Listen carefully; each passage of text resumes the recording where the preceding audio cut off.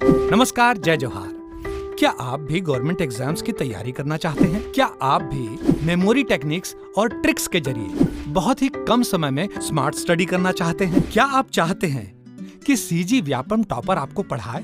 तो डाउनलोड करिए Yogendra Sahu classes app. यहाँ 10 से अधिक गवर्नमेंट एग्जाम्स क्रैक करने वाले और सीजी व्यापम टॉप करने वाले योगेंद्र सर सीजीपीएससी और सीजी व्यापम के अंतर्गत होने वाले सभी एग्जाम्स की तैयारी कराएं। तो डाउनलोड करिए Yogendra Sahu classes app to be the best, learn from the best.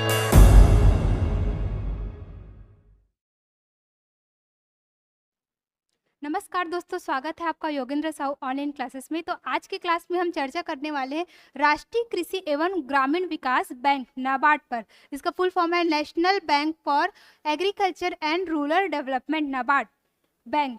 तो बैंक का नाम सुनते ही हमारे दिमाग में क्या आता है कि ये लोगों को ऋण देता होगा, लोग यहाँ पैसा जमा करते होंगे, पैसा निकालते होंगे। लेकिन नहीं, ये बैंक थोड़ा अलग टाइप का बैंक है। ये लोगों को तो ऋण नहीं देता। ये किसको ऋण देता है? जो क्षेत्रीय सहकारी बैंक होते हैं, ये उनको ऋण देता है। और वो क्या करते हैं? वो कृषकों को ऋण देते हैं ताकि वो अपना कृषि का जो काम है वो बेहतर तरीके से कर सके, जिससे कि ग्रामीण अर्थव्यवस्था क्या हो सके, मजबूत हो सके। तो अगर आता है कि नाबार्ड क्या है, ये किसको ऋण देता है, अगर ऑप्शन पूछे तो आप लोगों को ऋण देता है ऐसा टिक नहीं मारेंगे। क्या मारेंगे? वो किसको ऋण देता है? वो सहकारी बैंकों को ऋण देता है। आगे देखते हैं इसका स्थापना कब हुआ? इसका स्थापना हुआ है 12 जुलाई 1982 को। 6वीं पंचवर्षीय योजना के तहत नाबार्ड की स्थापना की गई। कौन सी पंचवर्षीय योजना? तो 6वीं पंचवर्षीय योजना। पहले पंचवर्षीय योजना चलता था, लेकिन अब उसको समाप्त कर दिया गया है। अब कोई भी पंचवर्षीय योजना नहीं चलती। तो नाबार्ड की स्थापना कौन से पंचवर्षीय योजना में किया गया है? अगर ऐसा प्रश्न पूछे तो आंसर क्या लेंगे? 6वीं पंचवर्षीय योजना में। और डेट 12 जुलाई 1982 को शिवराजन समिति के सिफारिश पर नाबार्ड की स्थापना की गई। ये एक सांविधिक निकाय है। सांविधिक निकाय से क्या तात्पर्य है? ये मूल संविधान में तो नहीं था, बाद में संसद द्वारा अधिनियम पारित कर क्या किया गया? विधेयक पारित कर क्या किया गया? इसको बनाया गया। किसको? नाबार्ड को। और इसका मुख्यालय कहाँ है? इसका मुख्यालय है मुंबई, महाराष्ट्र में। अब मुख्यालय याद कर लिए, उसकी स्थापना दिवस याद कर लिए, तो वर्तमान में उसके अध्यक्ष कौन है ये भी तो हमको याद करना जरूरी है। तो वर्तमान में उसके अध्यक्ष हैं श्री साजी केवी। श्री साजी केवी उसके वर्तमान में अध्यक्ष है। 7 दिसंबर 2022 से ये पदभार ग्रहण किए हुए हैं। कौन? श्री साजी केवी, नाबार्ड के अध्यक्ष। ठीक, मुख्यालय याद रखेंगे हम मुंबई, महाराष्ट्र। स्थापना याद रखेंगे 12 जुलाई 1982। और एक कैसे टाइप का निकाय है? तो ये सांविधिक निकाय है। अब इसके बारे में परिचय देखते हैं, ठीक, कि नाबार्ड का परिचय है क्या। यह एक विकास बैंक है। क्या है ये? एक विकास बैंक है जो क्या करता है? जो प्राथमिक तौर पर देश के ग्रामीण क्षेत्रों पर ध्यान केंद्रित करता है। ग्रामीण क्षेत्रों की बात की जा रही है यहाँ, ना कि शहरी क्षेत्रों की। ठीक है, ये एक विकास बैंक है जो प्राथमिक तौर पर देश के ग्रामीण क्षेत्रों पर ध्यान केंद्रित करता है। ग्रामीण अवसंरचना निवेश से ग्रामीण लोगों की सामाजिक आर्थिक स्थिति सुधारने में सहायता मिलती है, जिससे उनकी जीवन गुणवत्ता और उनके आय में क्या होता है? वृद्धि होता है। वैसे भी गांधी जी ने कहा है, अगर देश का विकास करना है तो हमको सबसे पहले किसका विकास करना होगा? तो गाँव का विकास करना होगा। इसीलिए जो ग्रामीण इंफ्रास्ट्रक्चर है, अगर हम उस पर इन्वेस्ट करते हैं तो उससे क्या होगा? जो गांव के लोग हैं उनका आर्थिक स्थिति सुधार होगा, उनके जीवन स्तर की गुणवत्ता में सुधार होगा। इससे क्या होगा? ग्रामीण अर्थव्यवस्था सुदृढ़ हो जाएगा। नाबार्ड जो क्या करता है? नाबार्ड भारतीय ग्रामीण अर्थव्यवस्था के क्षमता निर्माण एवं ऋण सुविधा प्रदान करने हेतु सर्वोच्च संस्था है। अब देखो, हर चीज के लिए पैसा जरूरी होता है। तो अगर हमको गांव का अगर विकास भी करना है तो उसके लिए भी पैसा चाहिए, ऋण चाहिए। तो वो कौन देता है? वो ऋण देता है नाबार्ड देता है। उसके लिए वो क्या है? वो सर्वोच्च संस्था है। यह ग्रामीण भारत के सामाजिक आर्थिक सशक्तिकरण एवं गरीबी को कम करने के लिए समर्पित है। कौन समर्पित है? तो नाबार्ड समर्पित है। यह सहकारी बैंक और क्षेत्रीय ग्रामीण बैंक का निरीक्षण भी करता है। कौन? तो नाबार्ड करता है। ये हो गया इसका परिचय। अब देख लेते हैं इसका उद्देश्य क्या है। अब नाबार्ड का अगर हम लोग स्थापना किए हैं तो उसका कुछ उद्देश्य भी होगा। तो उद्देश्य क्या है ये जानते हैं। पहला इसका उद्देश्य है ग्रामीण अर्थव्यवस्था को सुदृढ़ बनाने हेतु ऋण उपलब्ध कराना। मैंने बताया कि हर चीज के लिए पैसा जरूरी होता है। जब हम इसके अर्थव्यवस्था को सुदृढ़ बनाएंगे तो ऋण की आवश्यकता होगी। तो ऋण कौन उपलब्ध कराता है? नाबार्ड करवाता है। तो इसका उद्देश्य, ये पहला उद्देश्य हो गया। दूसरा देखते हैं, लघु एवं कुटीर उद्योगों के विकास के लिए ऋण उपलब्ध कराना। अब देखो, गांव में कोई बड़े बड़े इंडस्ट्री तो नहीं होते, कैसे होती है? लघु और कुटीर उद्योग होते हैं। तो उनके विकास के लिए भी ऋण कौन प्रदान करेगा? तो उनके विकास के लिए भी ऋण प्रदान करेगा नाबार्ड। ग्रामीण क्षेत्रों में ऋण देने वाली संस्थाओं, बैंकों को आर्थिक सहायता उपलब्ध कराना। अब नाबार्ड जो है वो डायरेक्ट जाके कृषकों को तो ऋण नहीं देता है। कौन देगा? ग्रामीण क्षेत्रों में कुछ कुछ संस्थाएं काम करती है, कुछ क्षेत्रीय बैंक काम करते हैं, तो उनको आर्थिक सहायता कौन उपलब्ध कराता है? नाबार्ड उपलब्ध कराता है। इसके साथ ही ग्रामीण विकास क्षेत्र में बैंकिंग व्यवस्था का समय समय पर जांच करता है, वो नियंत्रित करता है और मूल्यांकन भी करता है। कौन? नाबार्ड। जैसे कि अलग अलग क्षेत्र में क्षेत्रीय बैंक बना दिए, तो उसके ऊपर भी तो उसका जांच करने के लिए और उसका निरीक्षण करने के लिए कोई होना चाहिए। तो क्या बनाया गया? नाबार्ड को बनाया गया उसके इवैल्यूएशन के लिए। ठीक है। ग्रामीण विकास को निर्धारित करके सुनिश्चित दिशा देना। अब विकास करना है किसका? तो ग्रामों का विकास करना है। तो उसके लिए, विकास के लिए कौन कौन से कदम होंगे उसको सुनिश्चित करके उसको आगे दिशा में बढ़ाने का काम कौन करेगा? तो वो करता है नाबार्ड। तो ये हो गया उसका उद्देश्य। परिचय हम लोगों ने देख लिया, उसकी स्थापना देख ली। 12 जुलाई 1982 कौन सी पंचवर्षीय योजना में? 6वीं पंचवर्षीय योजना में नाबार्ड की स्थापना किया गया था। मुख्यालय है मुंबई, महाराष्ट्र। अध्यक्ष कौन है? श्री साजी केवी। अब देखो, नाबार्ड है, बैंक पैसा देता है, तो कहाँ कहाँ पर वो अपना पैसा लगाएगा? निधि मतलब निधि का अर्थ ही क्या होता है? खजाना, पैसा। अब वो कहाँ कहाँ पैसा लगाएगा ये हम देखते हैं। तो सबसे पहला है ग्रामीण आधारभूत विकास सुविधा विकास निधि। ग्रामीण आधारभूत सुविधा विकास निधि। नाबार्ड क्या करता है? ग्रामीण विकास के आधारभूत सुविधाओं के लिए ऋण प्रदान करता है। तो ग्रामीण विकास के आधारभूत सुविधाएं क्या होगी? जो हमारी बेसिक चीजें हैं वो क्या होगी? कि सिंचाई, लघु सिंचाई परियोजना, सड़क हो गया, ग्रामीण सड़क योजना, स्वास्थ्य सुविधाएं हो गया, सोलर पंप हो गया, यही तो हमारी बेसिक नीड्स होती है। तो उन सुविधाओं को पूरा करने के लिए कौन ऋण देता है? तो नाबार्ड ऋण देता है। ठीक है। ग्रामीण आधारभूत सुविधा विकास निधि के अंतर्गत नाबार्ड द्वारा छत्तीसगढ़ राज्य को वर्ष 2021-22 के दौरान कुल 1641.32 करोड़ रुपए की ऋण राशि स्वीकृत की गई है। ये डेटा हमको याद रखना पड़ेगा, क्योंकि व्यापम आजकल डेटा वाले भी प्रश्न पूछता है। तो हो सकता है पूछे कि ग्रामीण आधारभूत सुविधा विकास निधि के अंतर्गत छत्तीसगढ़ को कितनी राशि स्वीकृत की गई है? तो कितना राशि स्वीकृत किया गया है? 1641.32 करोड़ रुपया। ये भी प्रश्न पूछ सकता है। तो ये तो हो गया पहला निधि, किसमें दे रहा है पैसा? नाबार्ड। ये हो गया। अब दूसरा देखते हैं, पुनर्वित्त सहायता। अब पुनर् से पता चलता है दोबारा, तो एक कैसा टाइप का दोबारा है वो मैं आपको बताती हूँ। जैसे नाबार्ड क्या करता है? अनुसूचित वाणिज्यिक बैंक को, सहकारी बैंक को ऋण देता है। तो ऋण तो किसी न किसी समय हमको चुकाना पड़ेगा।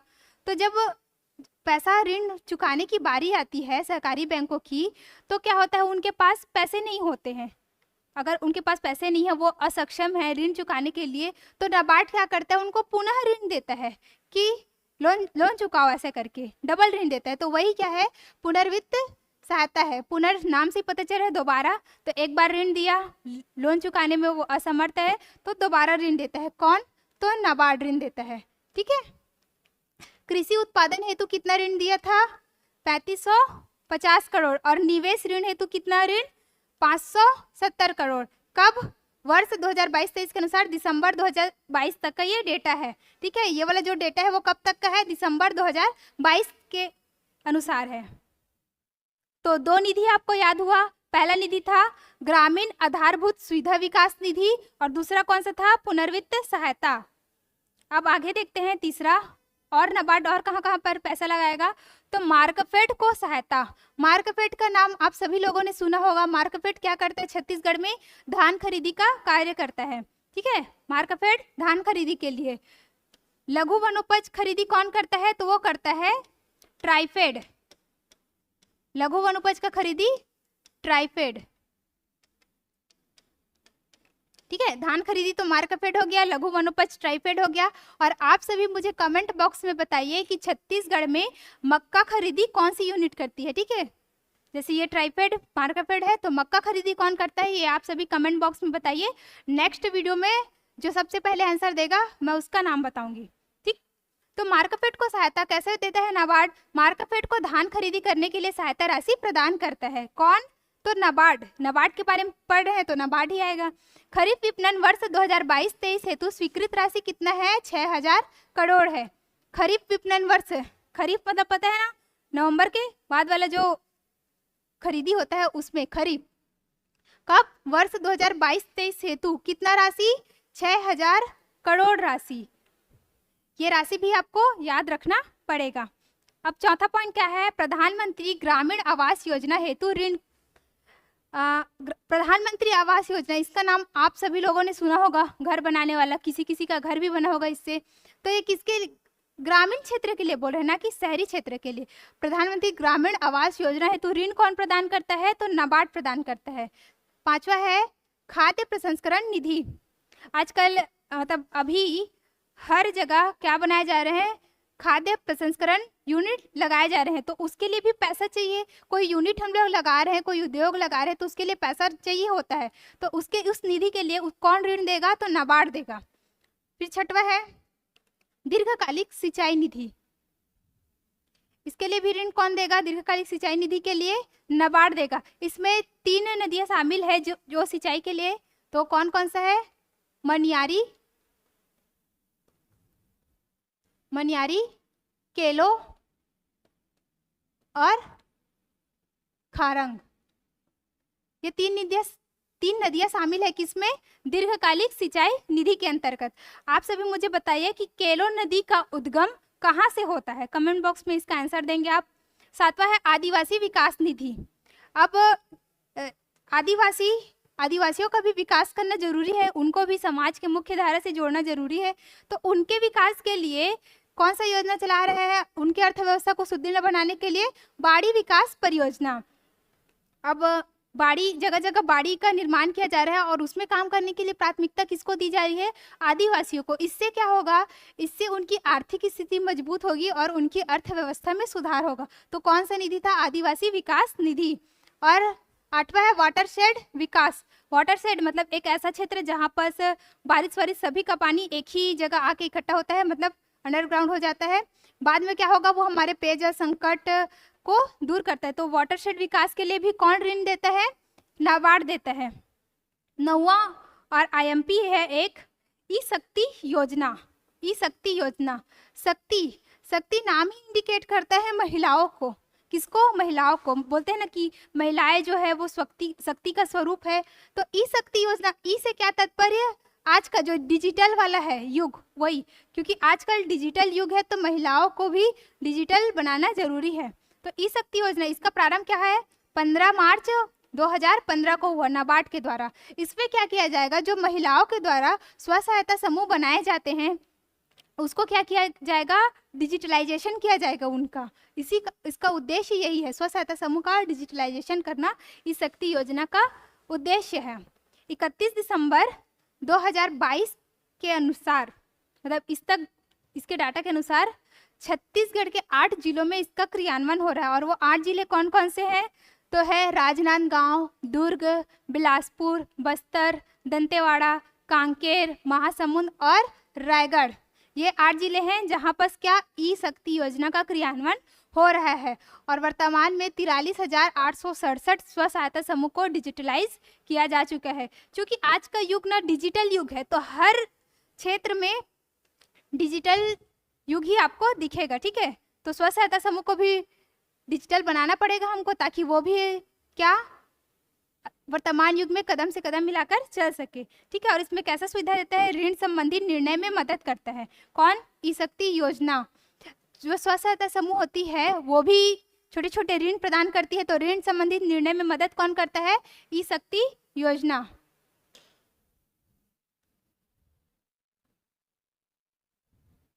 अब इसमें एक और टॉपिक है क्षेत्रीय ग्रामीण बैंक।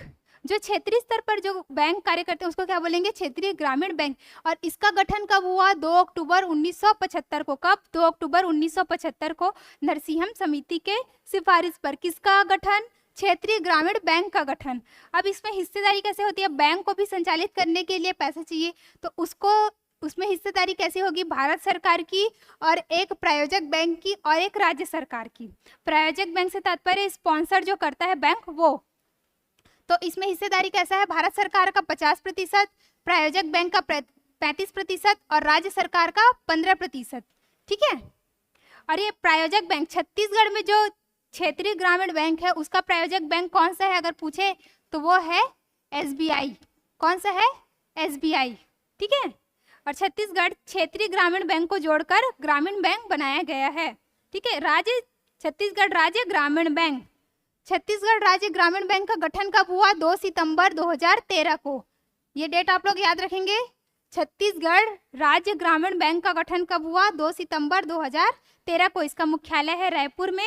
और इसकी कुल कितनी शाखाएं हैं ऐसा अगर प्रश्न आता है तो क्या होगा? उसका शाखा का संख्या 614। सभी जिलों में ये संचालित है। छत्तीसगढ़ राज्य ग्रामीण बैंक कुल कितना शाखा? तो 614 शाखा। तो ये रहा हमारा नाबार्ड कंप्लीट। अगर आपको किसी भी प्रकार का डाउट हो तो आप कमेंट बॉक्स में पूछिए। और आप सबसे पहले हमारे चैनल को सब्सक्राइब कर लीजिए क्योंकि बैक टू बैक यहाँ से वीडियो आप आने वाले हैं जो कि आपके आगामी परीक्षा के लिए बहुत ही महत्वपूर्ण रहेंगे।